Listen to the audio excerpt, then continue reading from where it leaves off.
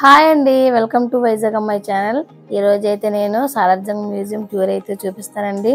Salar Jung museum అంటే ఏమిటి, అసలు అందులో ఏముంటాయి, వింతలు విశేషాలు ఏంటి అనేది మనం వీడియోలో చూద్దాం.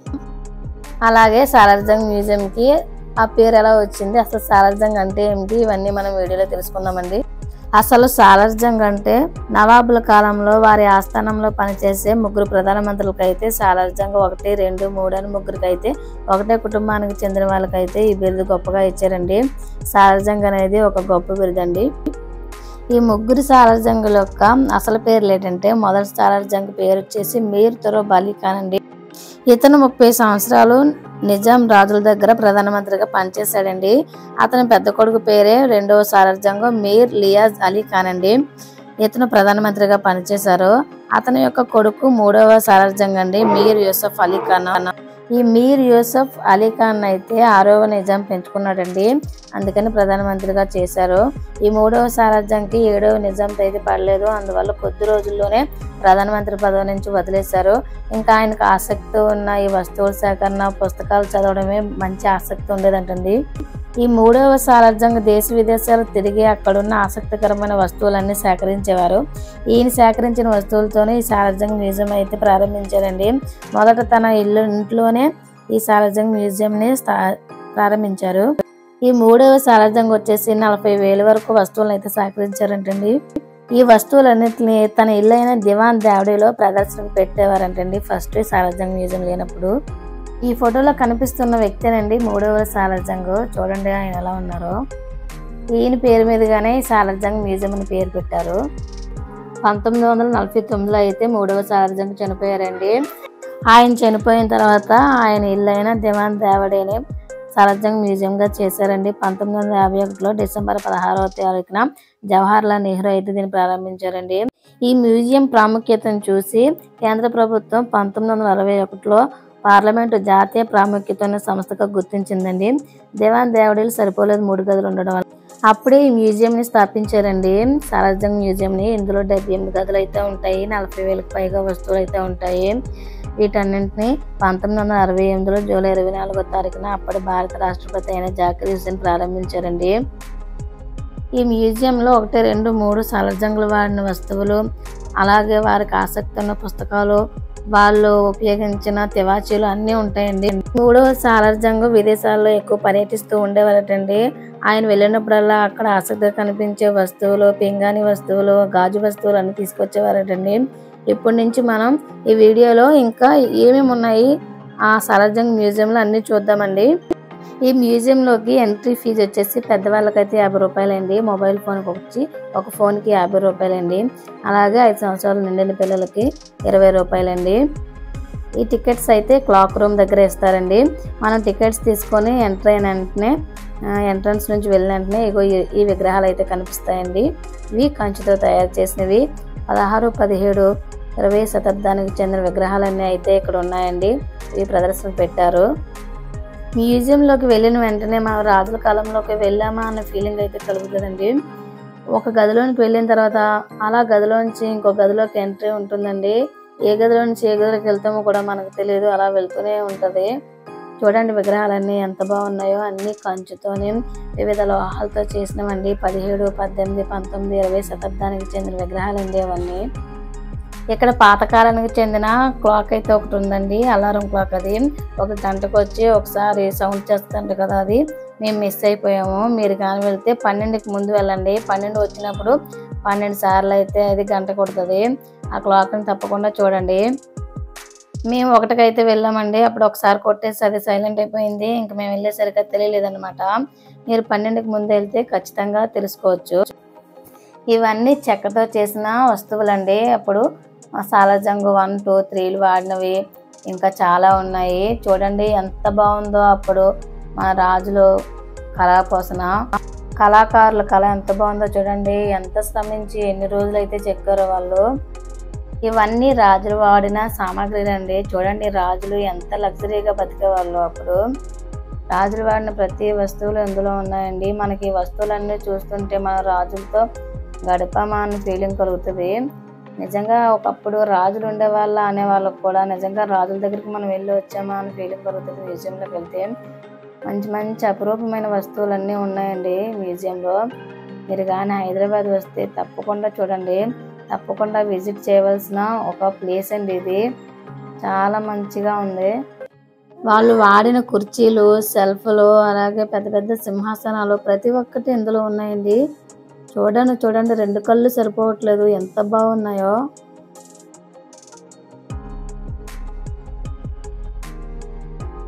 ఇక్కడ చూడండి, అప్పుడు రాజుల కాలంలో చెలికత్తెలు పక్కన నించొని గాలి వేసేవారు కదా, అవైతే ఉన్నాయండి.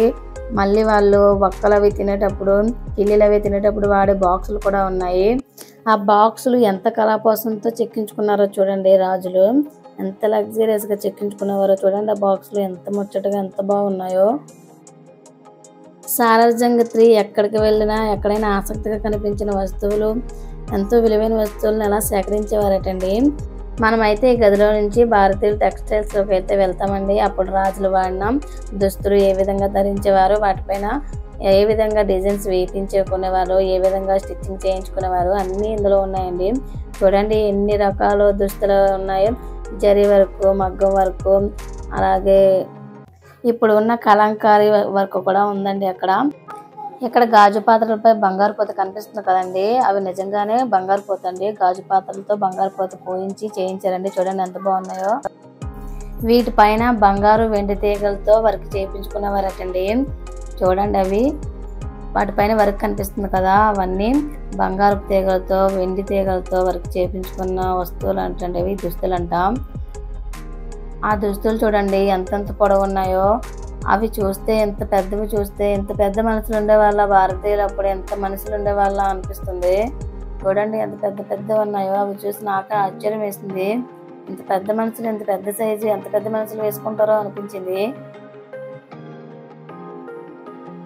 ఎంత కళాపోసంతో చూడండి, ఎంత అన్ని చేత్తోనే కదండి అప్పుడు స్టిచ్ చేసేవాళ్ళు. చూడండి ఎంత కష్టపడి ఎన్ని రోజులు టైం తీసుకొని అవన్నీ స్టిచ్ చేసి ఉంటారో. ఆ నెమలి అదంతా చూడండి ఎంత బాగున్నాయో.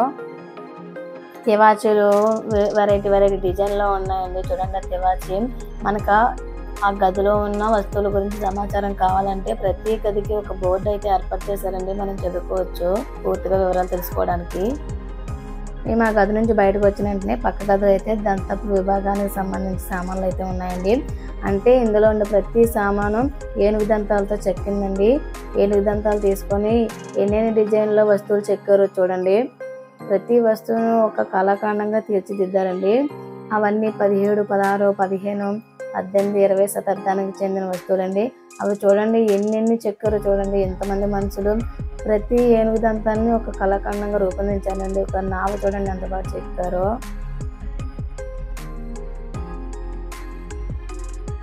ఈ గదిలో ఉన్న ప్రతి ఒక్కటి ఏనుగు దంతాలతో చెక్కిన కళాఖండాలండి. సాలార్జంగ్ 3 బయటకు వెళ్ళినప్పుడు, ఇతర దేశాలకు వెళ్ళినప్పుడు అక్కడ తెచ్చిన సామాన్ అండి. ఆ గదికి వెళ్ళిన వెంటనే మనకు అక్కడ ఏనుగు దంతాలతో చెక్కిన కుర్చీలు కనిపిస్తాయండి. ఏకంగా కుర్చీలు చెక్కేశారు. ఆ కుర్చీలు అయితే టిప్పు సుల్తాన్ దగ్గర నుంచి తీసుకున్నారంట.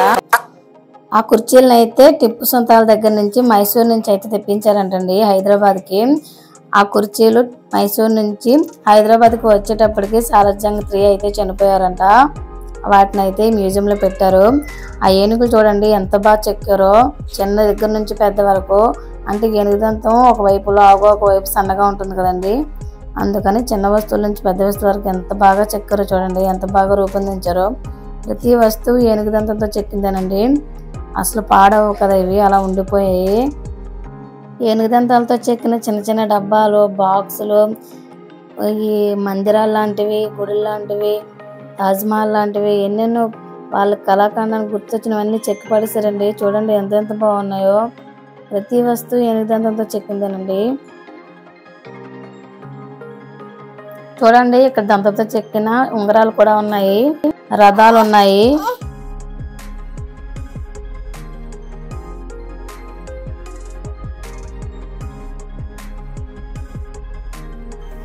రాజా రాణి బొమ్మలు కూడా ఉన్నాయి. చూడండి ఎంత బాగా చెక్కారో రాజుని రాణిని.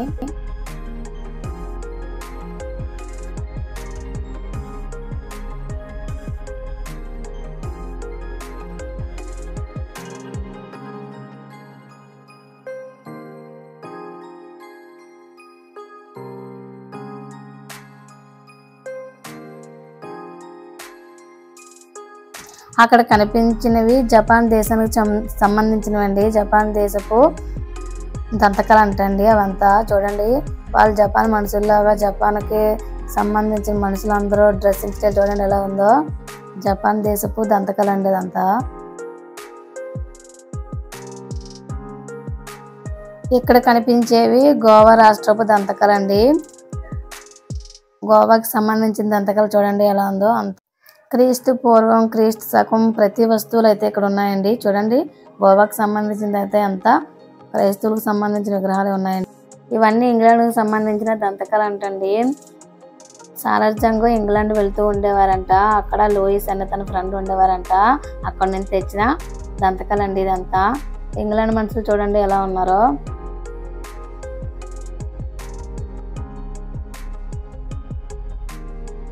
టిప్పు సుల్తాన్ దగ్గర నుంచి సాలార్జంగ్ కొనుగోలు చేసిన చైర్స్ చూడండి ఎలా ఉన్నాయో. ఇవేనండి అవి. మేమైతే ఆ గది నుంచి రాజులు ఉపయోగించిన కత్తులు, డోళ్ళు ఉన్న గదికి అయితే వెళ్ళామండి. వాళ్ళు యుద్ధాల్లో ఏ ఆయుధాలు అయితే ఉపయోగించేవారో ఆయుధాలన్నీ అక్కడ పెట్టారు. ఆ కాలంలో ఉపయోగించిన ఆయుధాలు, ఆ కత్తులు, ఆ డోళ్ళు ఎప్పుడు చూడలేదండి. ఫస్ట్ టైం చూసాను. చాలా ఆనందం వేసింది. నిజంగా రాజులు మా మధ్య తిరిగే వాళ్ళ అని ఫీలింగ్ కలిగింది. చూడండి ఎంత బాగున్నాయో. మంచి మంచి కత్తులు, రాజులు ఉపయోగించిన ఆయుధ సామాగ్రి అంతా అందులో పొందుపరిచారు. గొడ్డళ్ళు అన్నీ ఉన్నాయి అందులో.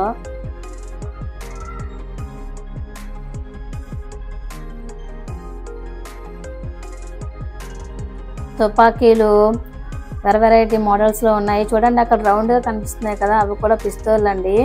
నేనైతే ఫస్ట్ అవి ఏమో అనుకున్నాను, తర్వాత తెలిసింది అవి కూడా పిస్తోల్స్ అని. చూడండి ఎంత బాగున్నాయో. వింత వింత ఆకారాల్లో, వింత వింత స్టైల్స్లో, మోడల్స్లో ఎంత పెద్ద పొడవుగా ఉన్నాయి చూడండి. చాలా పొడవుగా ఉన్నాయి అవి. గన్స్ అవన్నీ కలిపి మొత్తం అన్నీ ఆ భాగం అంతా ఆయుధాలకు సంబంధించింది అనమాట. ఆ గది నిండా ఆయుధాలే ఉన్నాయి. గన్స్, కత్తులు, గొడ్డళ్ళు, ఇంకా వాళ్ళు ఉపయోగించిన యుద్ధాల్లో ఉపయోగించిన ఆయుధాలన్నీ ఉన్నాయి.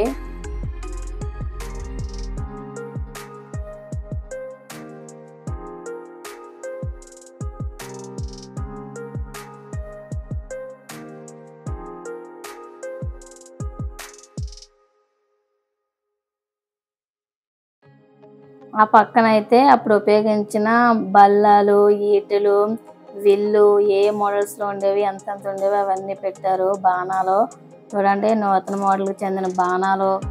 అది ఆధునికంగా ఉండే బాణ మోడల్లో ఉంది కదండి. ఇక్కడైతే యుద్ధాల్లో ఉపయోగించిన డ్రెస్ కోడ్ అయితే ఉందండి. రాజులకి, సైనికులకి బాణాలు అవి తక్కకుండా ఇనుముతో తయారు చేసిన డ్రెస్ కోడ్ అండి అదంతా. హెల్మెట్, ఇంకా కాళ్ళకి వేసుకునేవి, చేతులకు వేసుకునేవి అన్నీ ఉన్నాయి. ఇనుముతో తయారు చేస్తుందండి ఆ సామాన్ అంతా. చూడండి ఎంత బాగుందో. ఇవన్నీ మన సినిమాల్లోనే చూస్తూ ఉంటాం కదండి, కానీ ఇవి ఇక్కడ చూస్తే చాలా ఆనందం వేస్తుంది ఎవరికైనా. చాలా ఆశ్చర్యంగా కూడా ఉంటుంది. డోళ్ళు, కత్తులు, ఈటెలు, బాణాలు చూడండి ఎంత పెద్ద ఈటెలు ఉన్నాయో. కత్తులు, రాజులు ఉపయోగించిన కత్తులు ఎన్ని మోడల్స్లో ఉన్నాయి చూడండి. ఆ గది అంతా అవే ఉన్నాయండి. ఆయుధ సామాగ్రి ఉంది ఆ గది మొత్తం. ఇక్కడైతే ఒక యుద్ధానికి వెళ్ళే మనిషి ఎలా రెడీ అయ్యేవాళ్ళో ఇక్కడ ఒక డ్రెస్ కోడ్ వేసి ఒక మనిషిని అయితే ఉంచారండి. ఆ మనిషి చూడండి ఎన్నెన్ని వేసుకొని ఉన్నారో. అతని పేరు ఆర్మోర్ అంటండి, అక్కడ పెట్టారు. మనం ఈ గది నుంచి బయటకు వచ్చిన వెంటనే అక్కడ రాజులు ఉపయోగించిన, నడవడానికి ఉపయోగించే కర్రలు ఉంటాయి కదండి, అవైతే ఉన్నాయి ఆ గది మొత్తం. అవి వెరైటీ డిజైన్స్లో పక్షులు, జంతువులు ఎన్ని రకాలు అయితే ఉన్నాయో అన్ని రకాల మోడల్స్ చేతికర్రలు అయితే ఉన్నాయండి. ఈ చేతికర్రలో లోపల ఆ జంతువు ఉన్న భాగాన్ని, పక్షి ఉన్న మెడ భాగాన్ని తిప్పితే లోపల అయితే కత్తి ఉంటుందంటండి. ఈ ముసలి రాజులపై ఎవరైనా దాడి చేసినప్పుడు వాళ్ళు రక్షించుకోవడానికి, ఆత్మరక్షణగా ఉపయోగపడతాయండి చేతికర్రలు. ఆ చేతికర్రలు బయట రూమ్ దగ్గర చూడండి అది ఉంది. బాంబులు వేసేది అనుకుంటా అది పెట్టారు. బాగుందండి అది. చూడండి ఎలా ఉందో. అక్కడ నుంచి పక్క రూమ్లోకి వెళ్ళినప్పుడు చూడండి వివిధ భంగిమల్లో ఉన్న విగ్రహాలు అయితే ఉన్నాయి. అవంతా చేతితో చెక్కిన విగ్రహాలే కదండి. అవి పాతకాలం నాటి విగ్రహాలు. 16th, 15th, 20th, 17th సెంచరీకి సంబంధించినవి. ఇంకా ముందు కూడా ఉన్నాయండి. 12, 13, 14 సెంచరీకి సంబంధించినవి కూడా ఉన్నాయి. మొత్తం అంతా రాజుల కళాపోషణ ఎలా ఉండేది, అప్పుడు కళాకారులు ఏ విధంగా చెక్కేవాళ్ళు ఇవన్నీ ఉన్నాయండి. పెయింటింగ్స్ ఇంకా అన్నీ అండి. చూడండి ఎంత బాగున్నాయో. ఆ రూమ్ మొత్తం ఆ పెయింటింగ్స్ సంబంధించినవేనండి. మంచి మంచి చిత్రపటాలన్నీ ఉన్నాయి అందులో. మనం ఈ పెయింటింగ్ రూమ్ నుంచి బయటకు వచ్చిన వెంటనే చెక్కతో చెక్కినవి వివిధ చిత్రపటాలు, బొమ్మలు, సీనరీస్ అన్నీ ఉన్నాయండి. చూడండి ఏనుగుల్ని ఎలా చెక్కారో, చెక్కతో చేసినవండి. చూడండి ఏనుగుల జీవన విధానం, ఏనుగు ఏ విధంగా జీవించేవని నమూనాలు చేసి పెట్టారు. జంతువులు ఎలా ఉండేవని ఏనుగుల నమూనాలు, స్పెసిమెన్లు అన్నీ పెట్టారండి. అక్కడ గది మొత్తం అవే ఉన్నాయి. చూడండి ఎంత బాగున్నాయో. పాతకాలం నాటి ఏనుగు బొమ్మలు, రాజులు ఏనుగు సవారీలు ఎలా చేసేవాళ్ళు, పల్లకీలపై ఎలా వెళ్ళేవాళ్ళు అన్నీ ఉన్నాయండి ఆ గదిలో. ఇవన్నీ చెక్కతో చెక్కిన బొమ్మలండి. ఈ చెక్కతో చెక్కిన బొమ్మలకి కొండపల్లి ఫేమస్ కదండి, అందుకే అక్కడ కొండపల్లి మ్యాప్ పాయింట్ చూపిస్తున్నారు. ఇవన్నీ కొండపల్లి బొమ్మలండి. అన్నీ చెక్కతో చెక్కినవి. మనం బొమ్మలపై ఇలా తల ఊపితే ఆడితే కదండి దానికి సంబంధించినవి. చూడండి ఎంత బాగా చెక్కారో. ఒక్కొక్క వర్గం ఏ విధంగా ఉండేవాళ్ళు, ఆ జీవన స్టైల్ మొత్తం చూపించడానికి బొమ్మలే కదండి ఉపయోగపడతాయి. మనం ఈ కాలం నుంచి ఏ కాలంలోకైనా చూపించడానికైతే ఈ కళాకృతులు బొమ్మలే కదండి ఈ భద్రపరచడానికి ఉపయోగపడతాయి. చూడండి ఎంత బాగా ఉండేవాళ్ళు, రాజులు ఎలా ఉండేవాళ్ళు, సైనికులు ఎలా ఉండేవాళ్ళు, ఈ పనిముట్లు చేసే వాళ్ళు ఎలా ఉండేవాళ్ళు అవన్నీ బొమ్మల రూపంలో పొందుపరిచారండి. ఆ గది నిండా అవే ఉన్నాయి. ఒక్కొక్క బొమ్మలు చూస్తుంటే అసలు కదలబుద్ధి వేయట్లేదు, అక్కడ అలా ఉండిపోవాలనిపిస్తుంది పరిశీలిస్తూ. వంటలు అన్నీ ఉన్నాయండి. చూడండి ఆ గది మొత్తం అవే ఉన్నాయి, పాతకాలం నాటి చెక్క బొమ్మలు.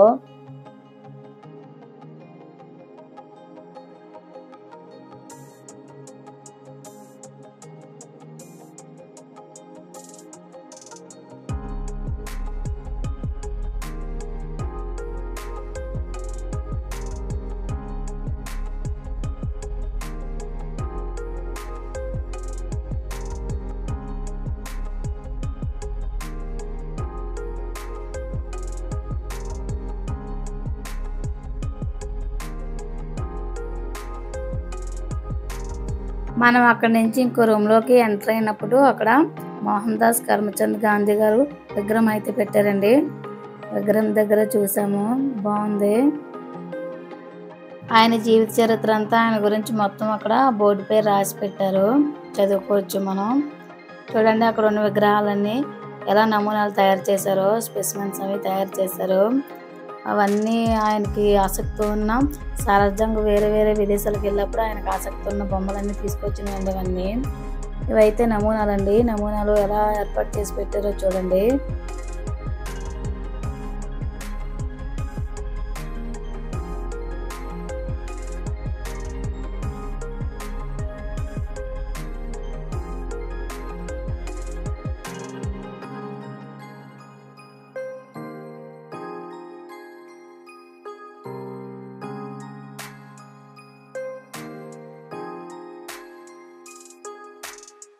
మనం అక్కడ నుంచి పక్క గదిలోకి వెళ్ళినప్పుడు పింగాణి సామాన్ అయితే కనిపిస్తుందండి. ఇవి నీలి తెలుపు రంగులో ఉంటాయి. ఇవి 17వ శతాబ్దానికి సంబంధించినవంటండి. చాలా బాగుంటాయి చూడండి. ఆ తర్వాత అక్కడ నుంచి సారథ్యంగా వాడిన చైర్లు, కుర్చీలు అవన్నీ అక్కడ పెట్టారండి మ్యూజియంలో. అవన్నీ ఆ సారథ్యంగా ముగ్గురు సారథ్యంగా కాలంలో వాడిన వస్తువులండి. చూడండి అవి ఎంత లగ్జరియస్గా ఉన్నాయో.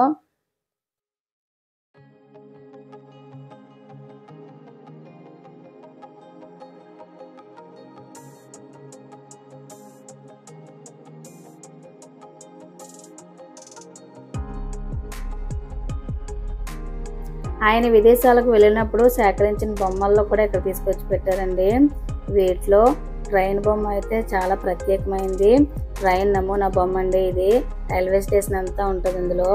ఇదైతే మొన్నటి వరకు వర్క్ చేసేదటండి, ఇప్పుడు వర్క్ చేయట్లేదు. మీరు వెళ్తే కనుక ఆ ట్రైన్ నమూనా చూడండి, చాలా బాగుంటుంది. మొత్తం రైల్వే స్టేషన్ నమూనా మొత్తం ఆ బొమ్మలో ఉంటుంది. ఈ గదిలోనే ఉంటుందండి. ఇక్కడ సైనికులు ఎలా యుద్ధాలు చేసేవారు, యుద్ధాలు చేసేటప్పుడు ఎలా ఉండేవాళ్ళు అవన్నీ నమూనాలుగా పెట్టారు. చూడండి సైనికులు, గుర్రాలు, వాళ్ళు వాడే ఆయుధాలు అవన్నీ ఉన్నాయి అక్కడ. వాళ్ళ యుద్ధాగారాల్లో ఉండే వస్తువులన్నీ అక్కడ ఉన్నాయండి.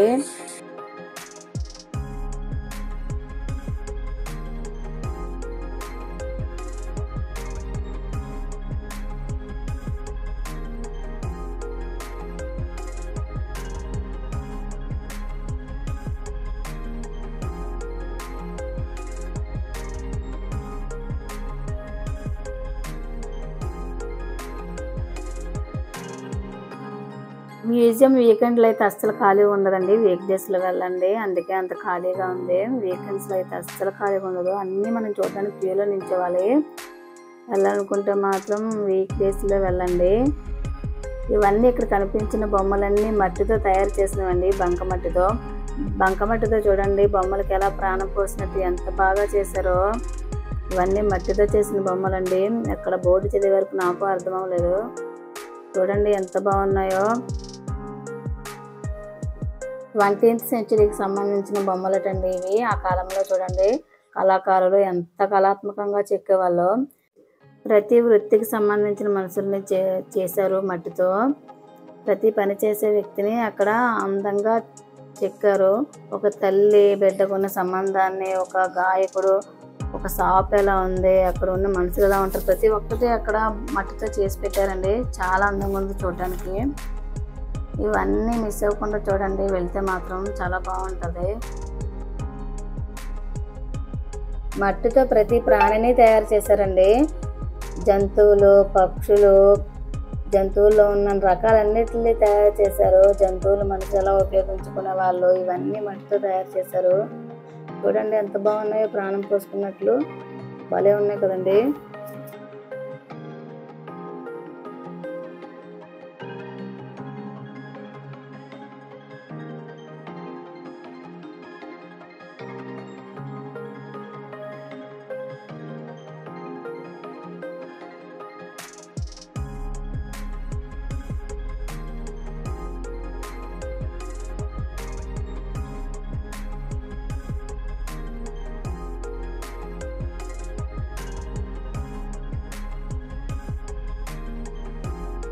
నేను ఇందాక రైల్వే స్టేషన్ నమూనా గురించి చెప్పాను కదండి, అది ఇదే.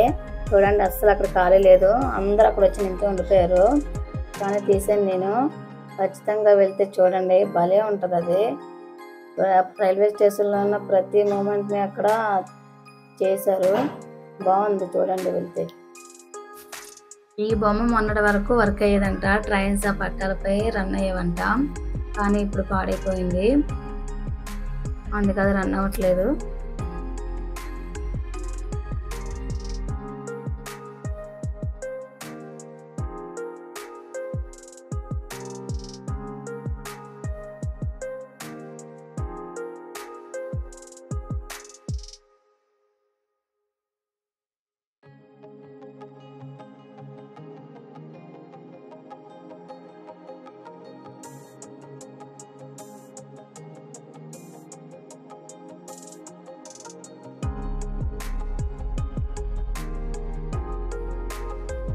నెక్స్ట్ రూమ్లో అయితే అప్పుడు కళాకారులు వేసిన వస్త్రాలపై వేసిన చూడండి బొమ్మలు ఎంత బాగున్నాయో, చిత్రపటాలు.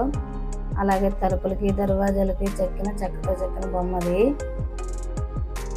తివాచీలు చూడండి ఎంత అందంగా చేసి పెట్టారో. అవన్నీ తివాచీలండి. డ్రాగన్స్కి సంబంధించినవి అన్నీ ఉన్నాయి అక్కడ.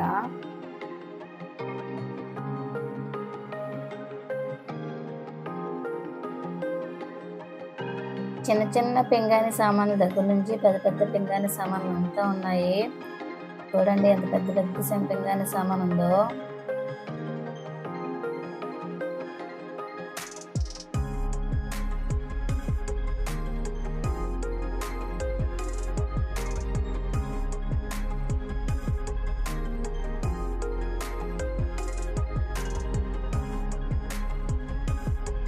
పింగాణి సామాన్ అయితే భలే ఉందండి చూడడానికి, చూడముచ్చటగా.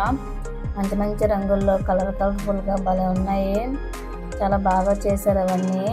చూడండి ఎంత బాగున్నాయో.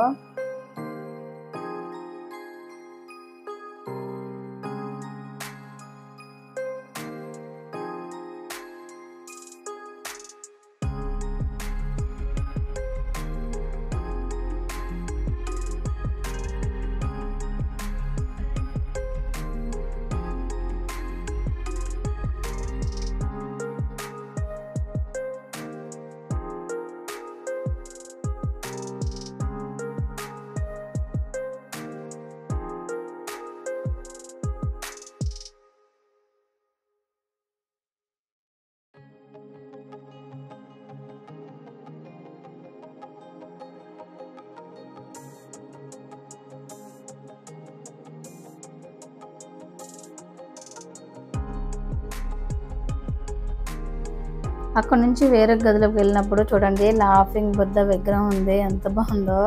లాఫింగ్ బుద్ధ విగ్రహం మనం ఎంత కోపంలో ఉన్నా 2 నిమిషాలు చూస్తే వెంటనే నవ్వు వచ్చేస్తుంది, కూల్ అయిపోతాము.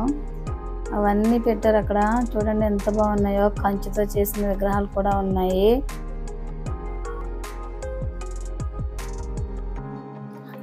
అన్ని సంస్కృతులకి సంబంధించిన విగ్రహాలు అయితే అక్కడ పెట్టారండి. అన్ని సంస్కృతులు, అన్ని దేశాలకు సంబంధించిన సంస్కృతులు అన్నీ ఉన్నాయి. తిరిగి తిరిగి కాలు నొప్పి వచ్చేసేయండి. ఎన్ని గదుల్లో తిరిగామో ఎన్ని సామాన్లు చూసామో కూడా మాకు తెలియదు. ఇంకా తిరిగి తిరిగి కాలు నొప్పి వచ్చేసి ఇంకా రిటర్న్ అయిపోదాం అనుకున్నాము. కానీ ఒకదానికి మించి ఒకటి ఇంకా ఇంకా మంచి మంచి వస్తుంటే అలా చూస్తూనే ఉన్నాము. వీడియో మొత్తం చూడండి, అస్సలు మిస్ అవ్వకండి. మంచి మంచివన్నీ ఉన్నాయి మ్యూజియం మొత్తం.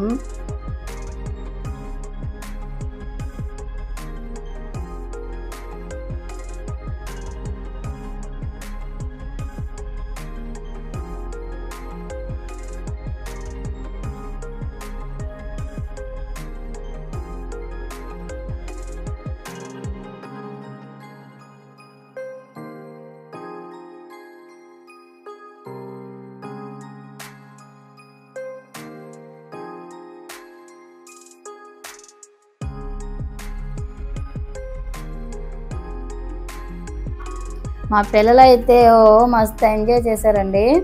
పిల్లలు అయితే 6th 7th క్లాస్ చదివే పిల్లలు అయితే తీసుకెళ్ళండి. వాళ్ళ సంస్కృత టెక్స్ట్ బుక్లో ఈ లెసన్స్ అవి వస్తాయి కాబట్టి భలే ఆనందపడిపోతారు.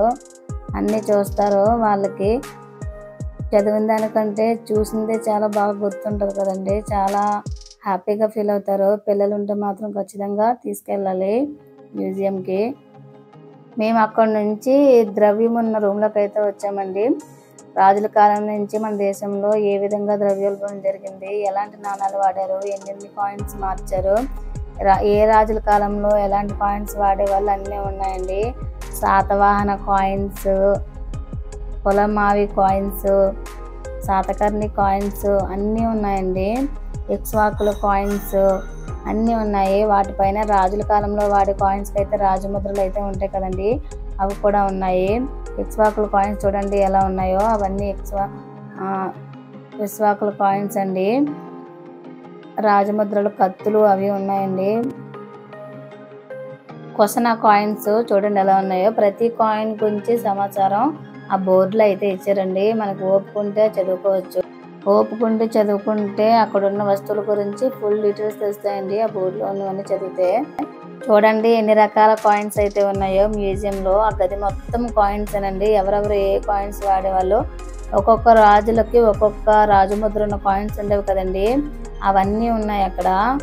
20th 16th 12th సెంచరీ మొత్తం ఏ సెంచరీలో ఏమేమి వాడేవాళ్ళు అవన్నీ కాయిన్స్ అయితే ఉన్నాయి. ఆ కాయిన్స్కి సంబంధించి రాజ్యం పటం కూడా ఇచ్చారు. పటం ఎంత భాగంలో విస్తరించి ఉన్నది అని భూభాగాన్ని. చూడండి భలే ఉన్నాయి కదండి. ఇవన్నీ మిస్ అవ్వకుండా చూడొచ్చు. ఈ కాయిన్స్ రాగి, వెండి, బంగారు నాణాలు ఉండేవి కదండి, అవన్నీ ఉన్నాయి. చూడండి ఎంత బాగున్నాయో.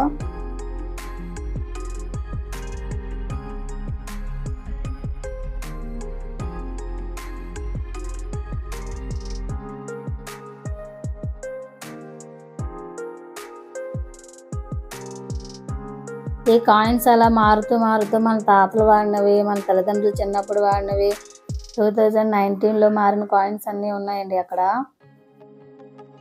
ఇవన్నీ సాలార్జంగ్ ఇతర దేశాలకు వెళ్ళినప్పుడు పొందిన మెడల్స్ అండి. ఆయన పొందిన మెడల్స్ అన్నీ తీసుకొచ్చి ఇక్కడ పెట్టారనమాట. వాళ్ళు వాడిన పనిముట్లు, వాళ్ళు వాడిన సామాగ్రిలు, టీ తాగడానికి వాడినవి అన్నీ ఉంచారు ఈ గది నిండా. ఇది సాలార్జంగ్ చిన్నప్పుడు ఫోటో అండి. చూడండి ఆయన ఎంత మంచి రత్నాలు పొదిగిన హారం వేసుకుని ఉన్నారో.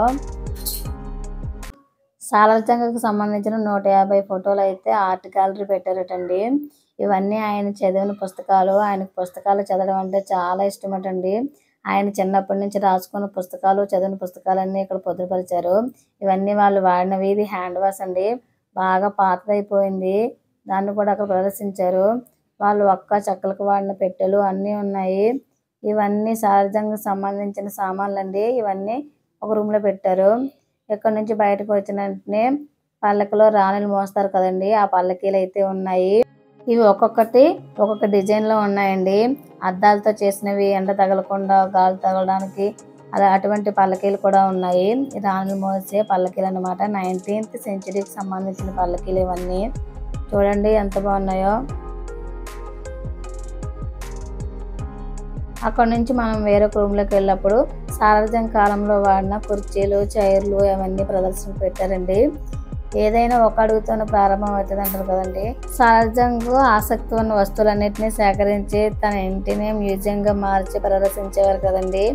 అది అలాగే రూపాంతరించింది. ఇప్పుడు మ్యూజియంగా మారింది. చూడండి ఎంత మంచి మంచి వస్తువులను పొందుపరచడానికి వీలైందో. ఇక్కడ పాతకాలం నాటి పియానో కూడా ఉందండి. ఆ పియానో కూడా వాళ్ళు వాడింది అనుకుంటా. చాలా పెద్దగా ఉంది. మనకు పాత సినిమాలో చూపిస్తారు కదండి, చెక్కతో పెద్దగా ఉన్న పియానో ఉంటుంది. సేమ్ అలానే ఉంది. ఇప్పుడు వస్తారు చూడండి పియానో, పెద్ద పియానో. చాలా ఆశ్చర్యం వేసింది. బయట ఎప్పుడు చూడలేదు కదా, అదేనండి పోయింది. ఆ పక్క గదిలోకి వెళ్ళినప్పుడు చూడండి డైనింగ్ టేబుల్ మీద వాడే సాల్ట్ డబ్బాలు, అలాగే బాక్సులు, ఒక్క బాక్సులు అవి ఉన్నాయి. పుస్తకాలు పెట్టుకోవడానికి సెల్ఫ్లు చూడండి ఎంత బాగా తయారు చేశారో. అవన్నీ ఉన్నాయి అక్కడ.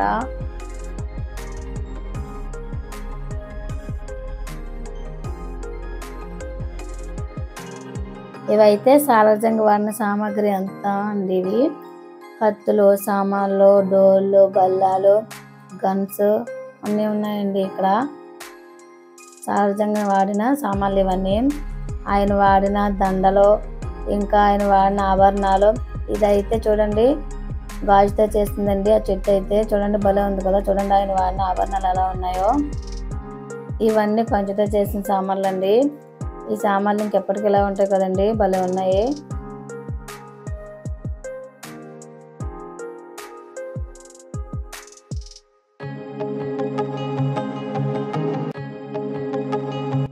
అక్కడ చూసారా కత్తులకి బంగారంతో పొదిగారండి. బంగారంతో చేసిన కత్తులు అవి భలే అందంగా ఉన్నాయి. ఇవన్నీ రాజుల కాలంలో వాడిన సామాన్లు అండి. చూడండి చెక్కతో చేసిన చైర్లు, బీరువాలు, అలాగే బుక్ స్టాండ్. ఏదైనా బుక్ చదువుకునేటప్పుడు చూడండి ఆ బుక్స్ పెట్టుకుంటాం కదా స్టాండ్స్ అవి. అలాగే సెల్ఫ్లు. అక్బర్ ఫోటో ఉందండి, నూర్జహాన్ ఫోటో ఉంది.